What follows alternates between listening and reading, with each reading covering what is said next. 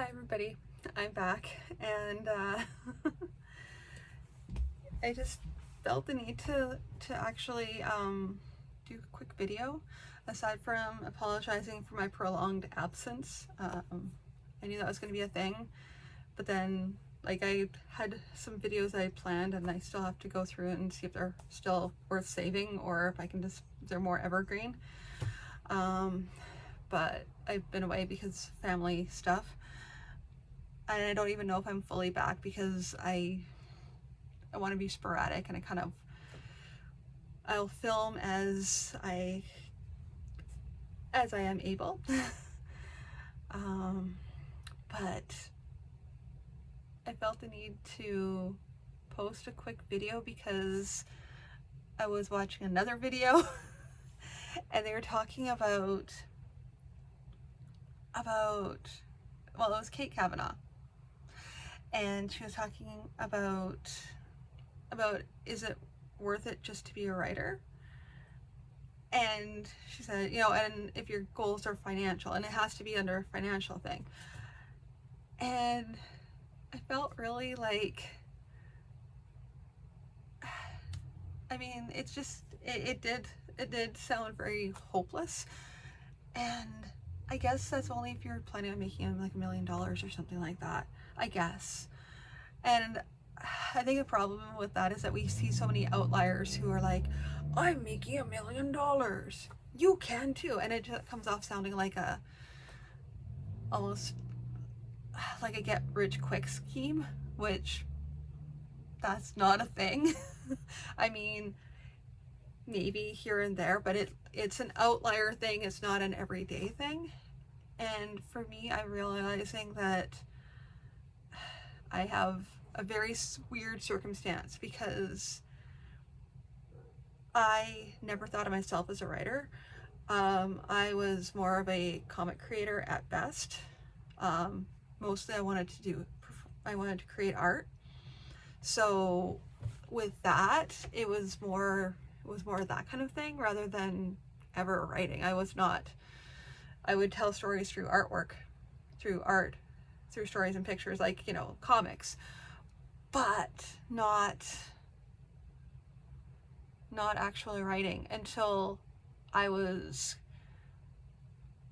an only child, I inherited my dad's literary work and not understanding the full scope of that. There was 43 manuscripts. That doesn't include any of the short stories. That doesn't include any of the story ideas that he had. And that certainly doesn't count any of the stories that I get as I'm going over his stories. So that's 49 right there. Now, some of them obviously aren't marketable and I won't be able to take anywhere. But even cutting those out, there's still, I would say over 50, like way over 50. And easily, I mean, if I were to spin off 3 stories off of each of those, that's like 150 right there. And that's not hard to do. Like, one of the novels actually works better as a series of novellas. So how do you want to count that, right? So that's a different, I realized as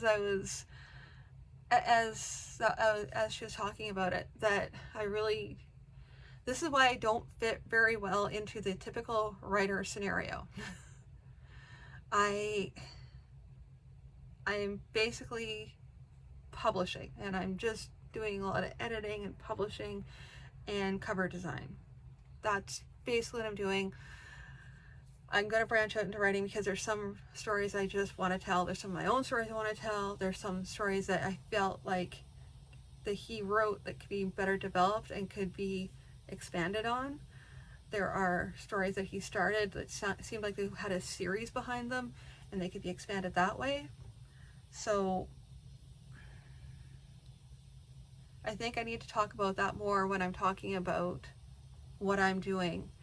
And I think that's why I always shy away from saying, oh, well, this is how you should do it, because I'm not doing it the way anyone else is doing it, because I don't have anyone I can look to model what I'm attempting to do off of, except for people whose things I've only heard of, like Christopher Tolkien or Louis L'Amour's son, or even one of Bram Stoker's descendants. Like, you hear about them, but you're not really sure. Like, they don't really have a process, and I don't know what Christopher Tolkien's process was.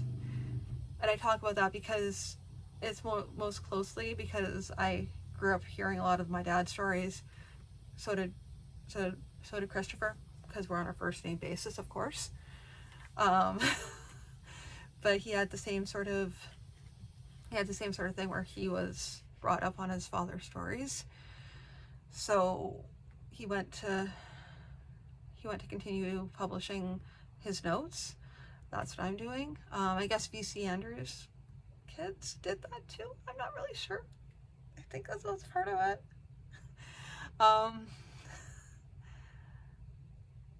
Yeah, I don't know why I started filming this, but I just felt like I needed to say that, and I feel like I need to bring that into any caveat that I'm talking about. Is I'll be talking as a person who is attempting to publish a bunch of books. Some of them, and most of them, are not my own.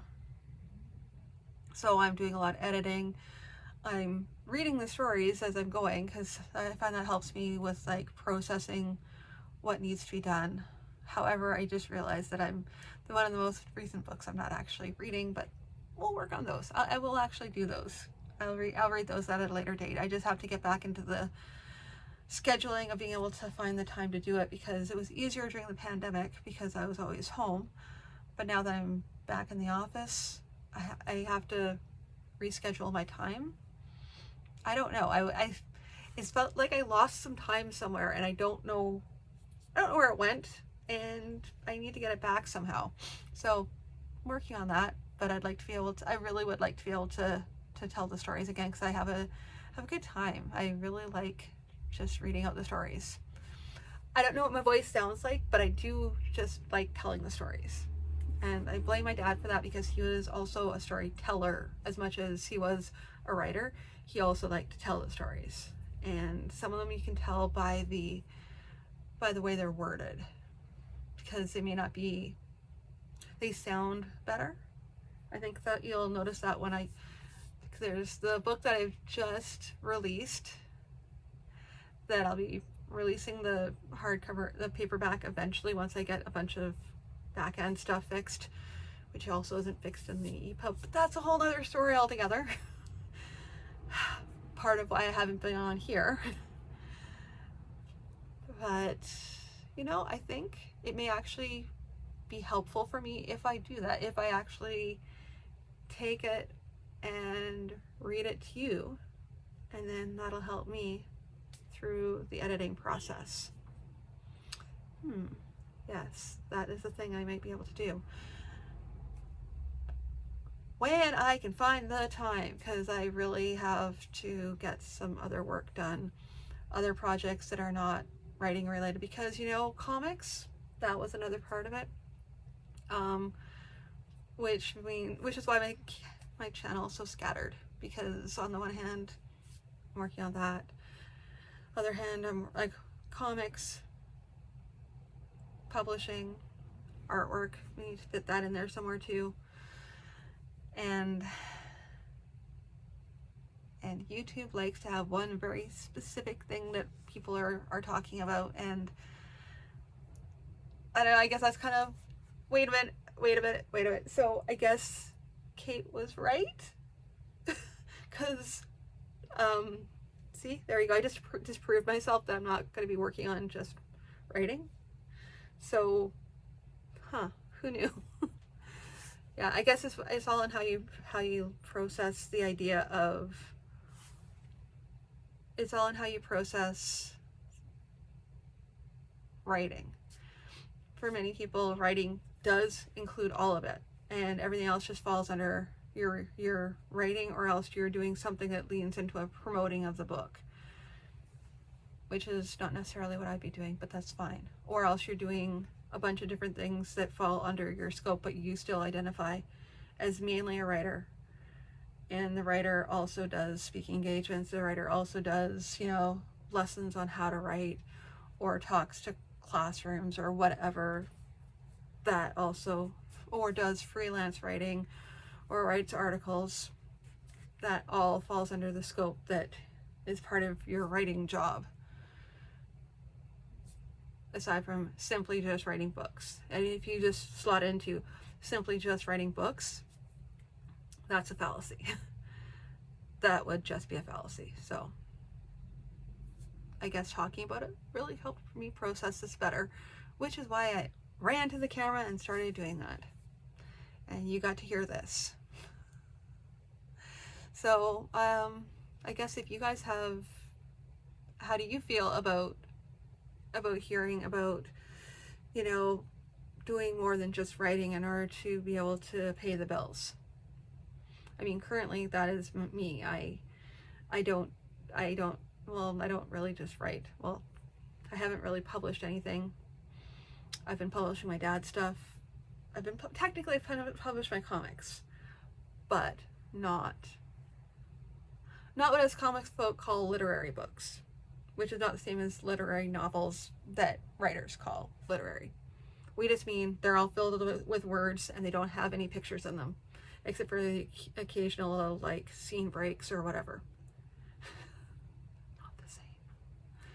To me, they're all books, but in order to differentiate words and pictures, and mostly just words. I haven't done a lot of that, but I've done a lot of that. And what are your opinions on that idea that you need to be doing more than just one thing in order to be able to be writing?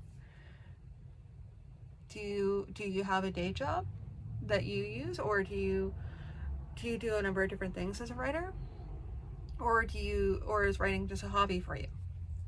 Comment down below.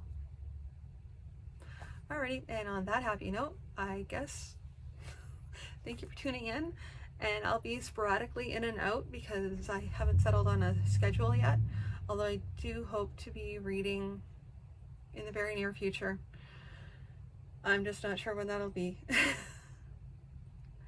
Give me time, people, give me time. But I'll try and do like an occasional update here and there, and once I know better about when I'm going to be updating again, I'll let you know. Anyway, take care and happy writing. No, so everybody says that. I don't know.